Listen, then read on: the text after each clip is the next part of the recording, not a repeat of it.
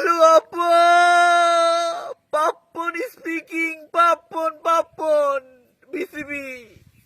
ও আপা, আমি পদত্যাগ করেছি আপা। আমি আর আপনাকে ফোন দিয়ে বলবো না আপা।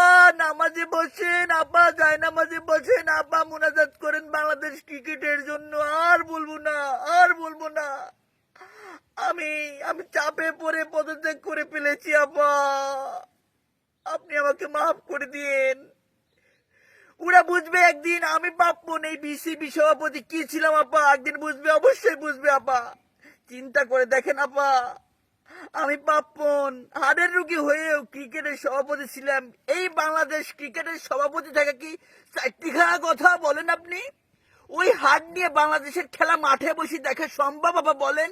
আমি পাপ্পন সেই কাজ করেছি। আর আমার মতো পাপ্পনকে চাপ দিয়ে পদত্যাগ করালো আপা। আমি কি ভাঙি পাড়ার লোক ছিলাম বলেন? বাংলাদেশ 16 কোটি মানুষ ভালো হাট নিয়ে খেলা দেখতে পেলে, যেখানে ভেঙে পড়তো, রক্তচাপ বাড়ি যেত, প্রেশার বাড়ি যেত, সেখানে আমি পাপ্পন হাড়ের রোগী হয়ে ওই খেলা মাঠে বসে দেখতে পাবো। ওরা আমাকে বুঝলো না আপা। ও আপা, আপনি কান্নাকাটি করবেন না আপা। ওরা একদিন খেলা বুঝবে আপা।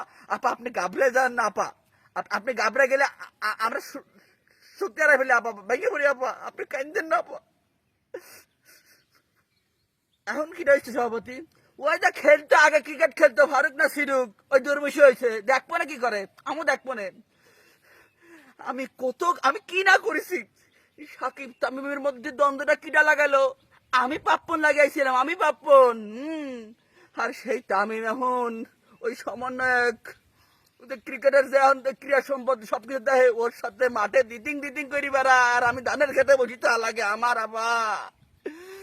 বাবা, আমি পাপ্পন বিসিবি সভাপতি থাকালে যে কাজ করছে আর কেউ করতে পারবে? এই যে এই দলের জন্য যে মাঠে প্রত্যেক ম্যাচের জন্য 3 লাখ টাকার জার্সি আসতো, 80,000 টাকার জার্সি কিনে 2,20,000 টাকা আমার পকেটে ঢুকালা দিতাম। এখন যে হয়েছে, ও যে এখন 20,000 টাকার জার্সি কিনে 2,80,000 টাকাই মারি দিবি, তখন কেবি ঠেকবি। তখন এই পাপ্পনের কথা মনে পড়বি আবার। আমি কি ছিলাম। হ্যাঁ, হ্যাঁ, না আমি বাংলাদেশে থাকতো কি কন? 14 আগে আমি পলা চলে আসি, আফ্রিকা ধানের খেতে বসে রয়েছি। ইমেল করে দিছি, বিপিএন কি করেন, বিপিএন অন করে মেসেজ দিছিলাম, টেরি পাবেন না আমি কোন দেশে। আপনি ঘাপটি মারি থাকেন, আমিও ঘাপটি মারি থাকি। কয়দিন যাক খেলা বুঝবিনি। হ্যাঁ হ্যাঁ হ্যাঁ, আচ্ছা, লিখলাম।